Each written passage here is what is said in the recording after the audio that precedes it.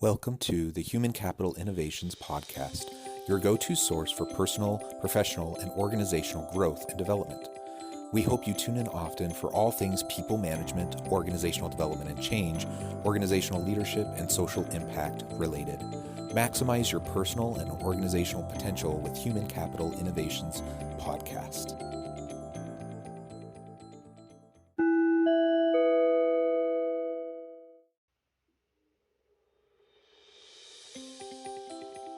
Welcome to the Human Capital Innovations Podcast. In this HCI podcast episode, I talk with Alex Circe about remote engineering management and software development, especially in the COVID-19 context.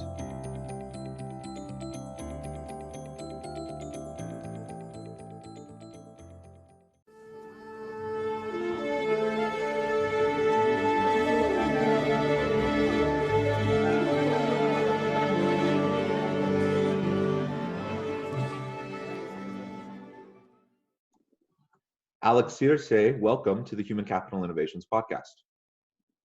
Hi, thank you for inviting me.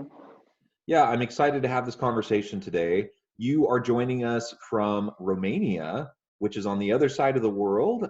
So it's morning for me, it's evening for you. It's a pleasure to have a chance to talk with you. And today we're going to be focusing on your area of specialty and expertise, and that is engineering management and software development. And I'll be picking your brain about doing this remotely in a COVID-19 context and the challenges and opportunities that you faced amidst this situation as an organizational leader and driving home productivity and efficiencies for your people. As we get started, I just wanted to share Alex's bio with everyone. Alex Circe is the co-founder and CEO of WayDev. WayDev is one of the market leaders in the analytics industry. It analyzes code base, PRs, and tickets to help engineering leaders measure and improve their engineering team's performance. In the last 13 years, he's founded and led several other businesses, most of them related to e-commerce space. In the last 10 years, he has been struggling to stay in sync with the progress that his engineering team is making. Because of this, he's created WayDev to help engineering managers gain better visibility into the development process. I think that's awesome. Process efficiencies is a really important aspect of being a high performance team, and creating a good culture within your team as you go through those efficiencies is also very important. I'm super excited to hear your take on all of this, particularly within the COVID context. Anything you would like to add by way of personal background, or how you got to where you're at before we launch into our conversation for today? Yeah, sure. Thank you for this kind introduction. Basically, I started WayDev because I was frustrated to not being able to understand the output of the engineers. I started my first company in 2007, and basically we've launched products each year, and it was really hard to understand the output of the engineers. And at the end of 2016, when I was helping another startup to understand the output of their engineers, I realized we don't have an analytics tool for software development.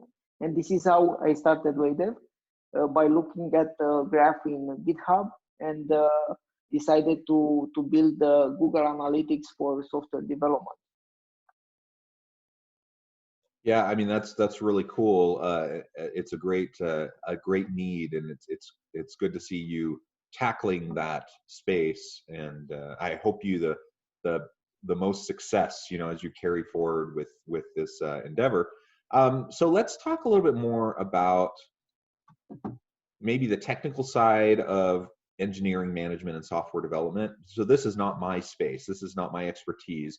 Walk us through a little bit about what that looks like, what that process typically is, and then specifically a little bit more about how you're able to help improve that process through WayDev, and then we can move into talking about doing all of this with remote teams in a COVID context and the challenges and opportunities that you faced as an organizational leader.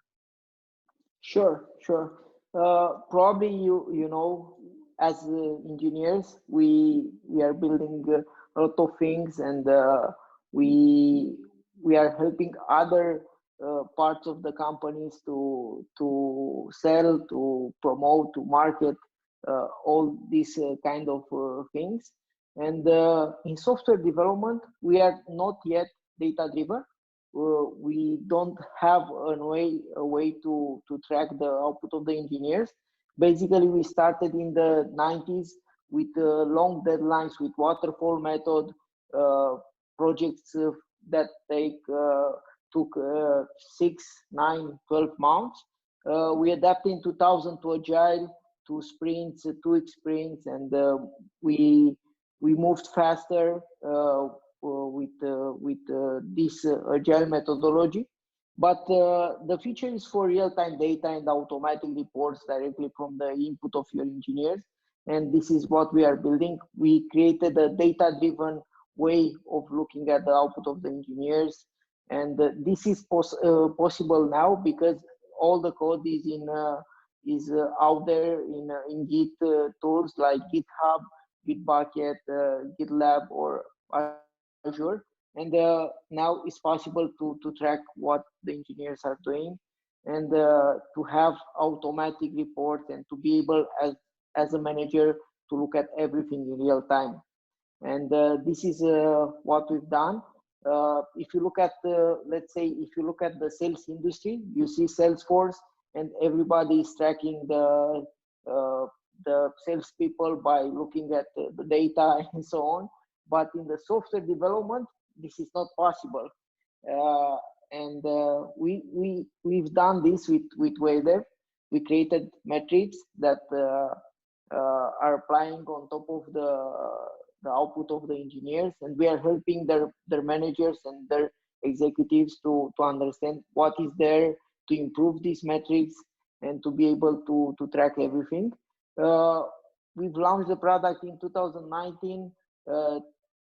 We started fine, but due to COVID, we started to reach to have big customers, big enterprises like Caterpillar, Genpact, that are willing to, let's say, to have more visibility in their companies by looking at the output of everybody. With COVID, everybody is remote right now, and it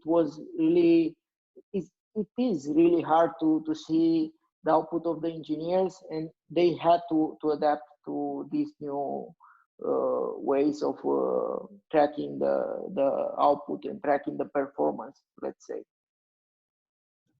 Yeah, I mean, that's really interesting. And it's always good to be able to have performance metrics that align with, really what the desired outcomes and the overall strategy and the culture of the organization are.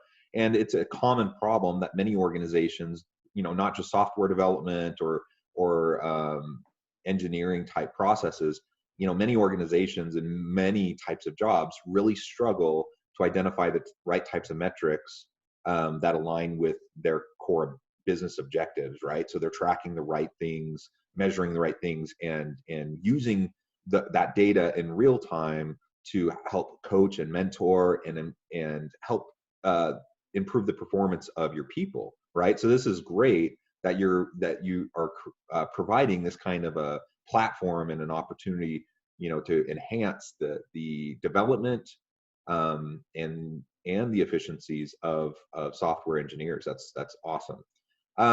So tell us a little bit more about what this looks like in this COVID context. I mean, you're in Europe.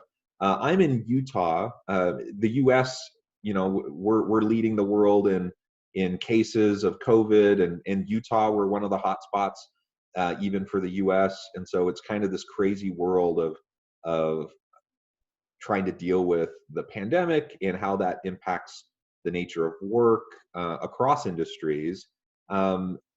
Within your software engineering and software development space, have you seen that same kind of an impact where it's been very disruptive, or has it looked different for you? And how have you been dealing with that? Yeah, yeah, you are right. everything is changing right now. We have to adapt, and also in the software development space, we had to adapt. We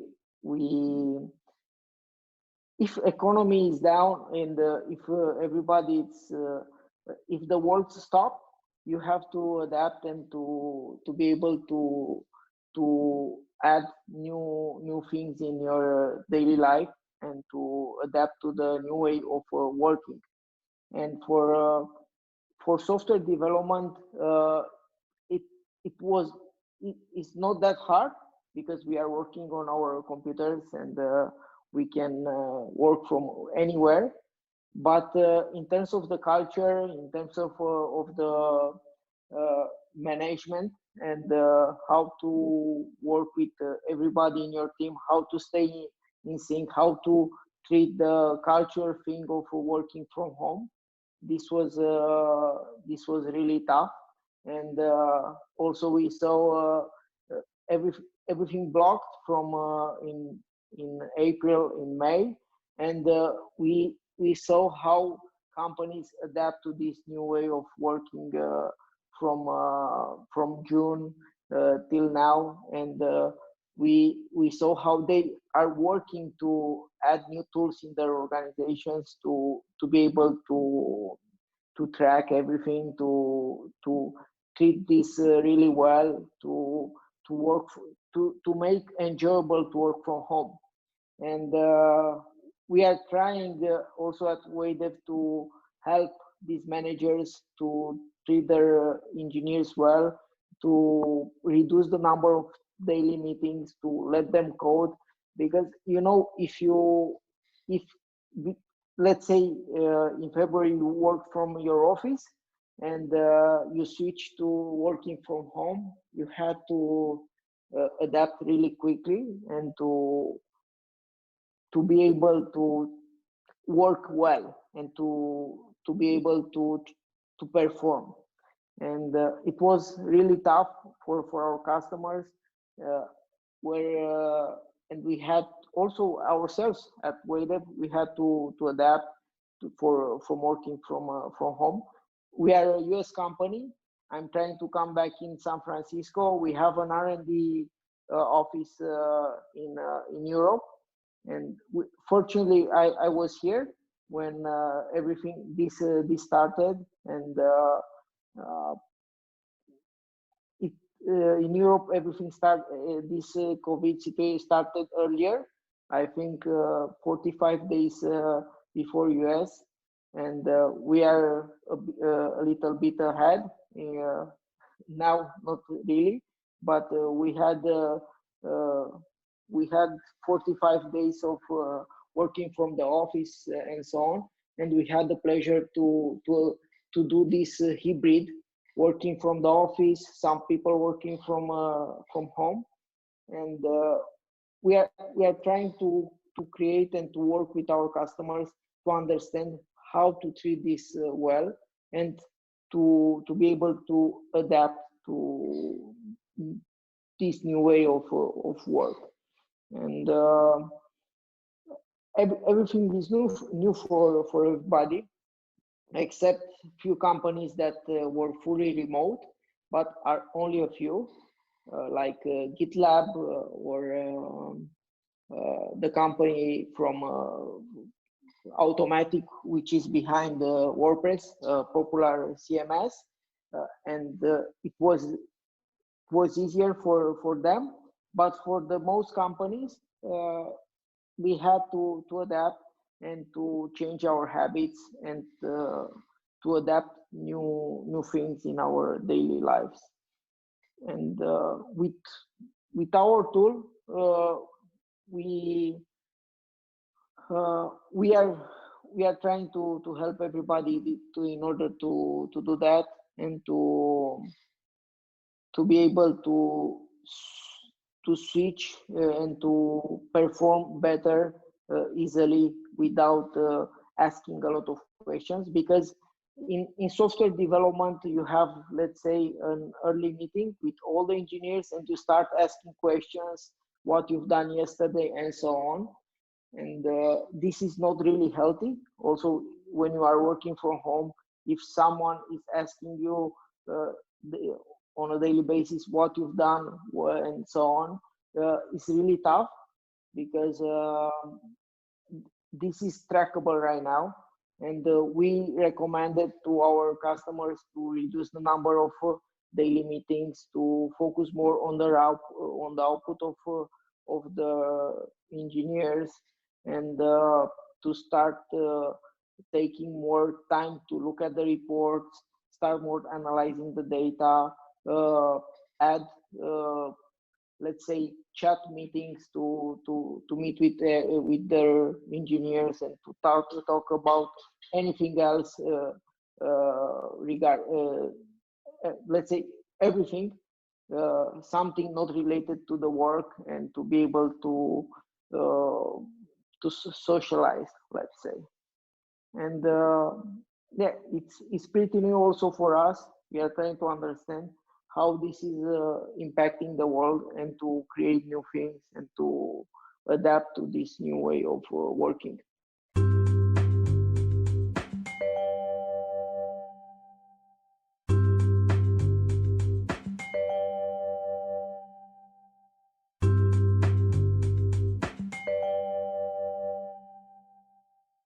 Well, thank you for that overview of how that's impacted your business and the world of software engineers, software design, and you know, it, like you said, it's been a really hard transition for a lot of people. And some types of jobs, it's been a little bit easier than others. If you're predominantly working on your computer in the office, then you know that's an easier transition to make to virtual work, and we have technologies to allow us to do to have virtual meetings in real time, and other ways to continue to collaborate. But that culture shift that can happen when people aren't in person anymore, and you know, even if you went from being like half and half or 80-20, you know, working from home and in the office, to completely virtual, that changes things. And so then you have to be very proactive about maintaining the type of collaborative and innovative culture that you want to have with your team in that virtual world, and that can be really hard. But you've talked about focusing on outputs rather than constantly micromanaging and checking up on people all the time to make sure that they're doing, you know, what they are supposed to be doing. That's part of why your company is so important, because you're able to just see in real time the type of progress that people are making, and then you can focus on outputs, and you don't have to really worry about or care even about who's working when, as long as they have good outputs with good quality, right? You know, I don't really care in terms of when I'm thinking about like scheduling. Schedule flexibility in a virtual workplace is key, right? And you just give people the opportunity to do what works for them and their family, and their particular context. And as long as they're producing, who cares? You know, when they're working, if they take frequent breaks, whatever, just let them be productive in a way that works for them. But there are technologies that allow us to monitor that without having to have endless check-in meetings constantly, where people just feel, you know, the pressure of constantly having to defend their existence, you know, for continuing to be an employee of the organization, even though they're virtual. So that's kind of what I heard you saying as you were describing the current situation. So I'm curious if you could talk a little bit more about like some of the specific things you've tried to do with your organization to maintain that kind of collaborative culture with your team, so that they can continue, you know, to work on their stuff. They get their assignments and they work on their own projects and their own pieces, but that they also still have to collaborate, and they still have to find ways to work together in effective ways, and still push the envelope and innovate. So what are some ways that you've worked with your team remotely to do that? Yeah, exactly. You are right. And let me show you some of the things we've done. We don't know if we are unique or something like that, but we adapted to this new way. And what we've done, we've reduced the number of meetings for the work purpose, let's say. And we have a daily meeting at in 1 o'clock, let's say, we are talking about half an hour or 1 hour, but not related work. This is that lunch break, and we are talking about anything else. And regarding work, what we've done, we are meeting in the like Monday morning, and we are planning the week ahead. We are adding all the things, all the goals, what we would like to achieve in that week, and we are meeting again at the end of the week, Friday, and we are looking at what we've done, and we are analyzing if we were able to finish our task and being able to deploy what we've talked in Monday. We have real-time technology where we can communicate all the time regarding work, and we can collaborate really easily with tools like Slack. And this is really really easy to do right now. And what is hard with this new situation is to maintain that culture in your company, because everybody, everyone, yeah, it's not the same thing, and you have to adapt, and everybody is tough for everybody, let's say. And this is why we are doing this daily meeting of talking about anything else, movies, COVID, or something else, not regarding the work. And regarding work, we are talking on our live chat communication, and we are trying to focusing on the output. This is what we've done, and it's working really well. Probably for the companies that are switching to this new remote work, they saw some productivity in the first month, but this will decrease over time, because working from home is not easy, and you have to adapt. You need to be happy, you need to enjoy, to have passion of working from home. And this is why we are promoting for any company to spend half an hour, 1 hour, if not daily, 2 or 3 times a week, talking about themselves, what they are doing, how they are adapting to this, and to socialize. This is what we are recommending. And regarding work, if they are doing this, if they are planning well, and they are planning well what they have to do in that week, everything will work. Probably you'll have good weeks, bad weeks, but we have to adapt and to work fine. I heard about companies that have 2 meetings a day, checking in the morning, checking in the evening, which we don't recommend this, because adding a lot of friction in your daily work, this will not work. Because when you close after the meeting, you can do whatever you want. And if that employer is not focusing on work, this will not be good for the company. You have to measure to measure everything, but give freedom to everybody. This is what we are recommending for this new COVID-19 situation. Yeah, how I understand what you are doing is that you're providing a non-intrusive way to measure, right? To measure output without having to disrupt the work that people are doing and to disrupt the flow of work. So if you're constantly having to do check-in meetings, I mean, like you said, to a certain extent, you do need to check in with each other. You do need to have meetings where you're collaborating. You do have to do those types of things. But if the sole purpose of the meeting is the beginning of the day check in, end of the day check out, making sure everyone's doing what they're supposed to be doing, that's disruptive. It's micromanaging. It's not showing trust in your people, and it's just disruptive and breaks up the productivity of your people. So having a non-disruptive kind of an approach where you can still, monitor key performance indicators, and you can still have discussions with people who may not be meeting output, thresholds.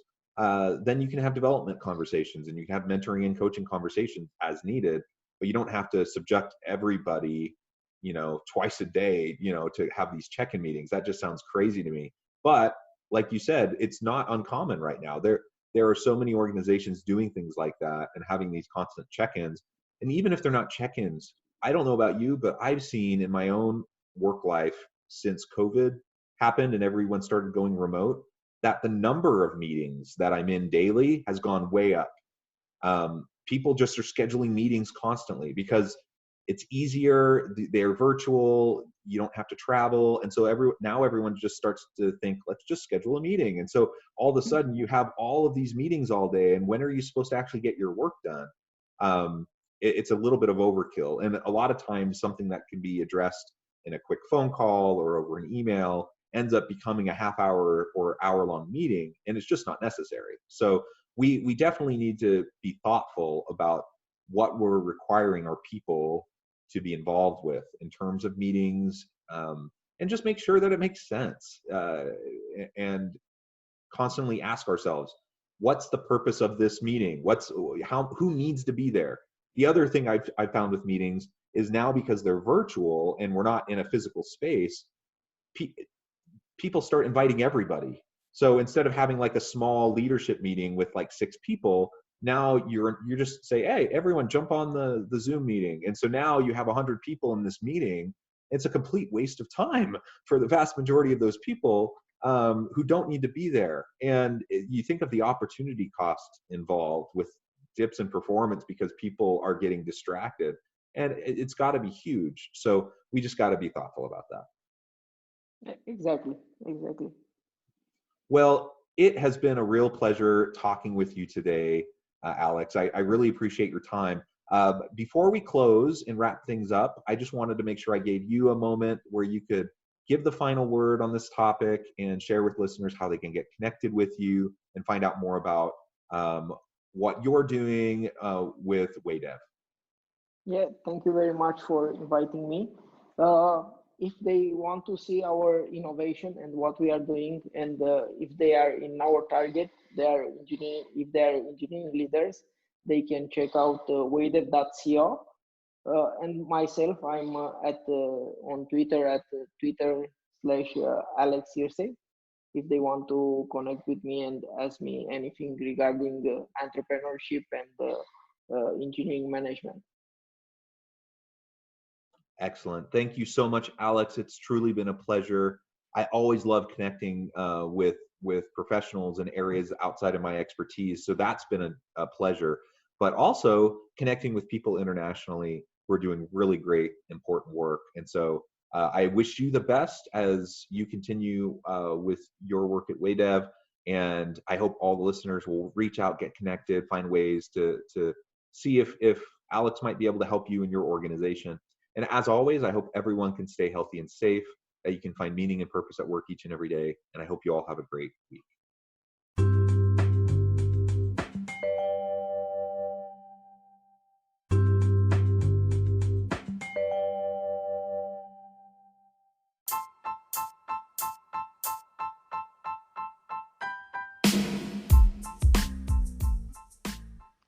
We are excited about the launch of HCI's new magazine, Human Capital Leadership.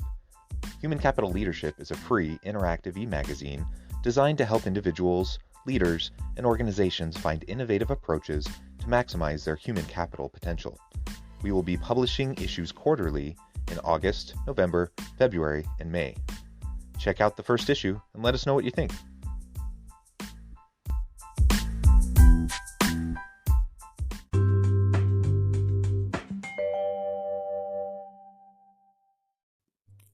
Thanks again for joining us for this episode of the Human Capital Innovations Podcast. I hope you stay healthy and safe and that you have a great week.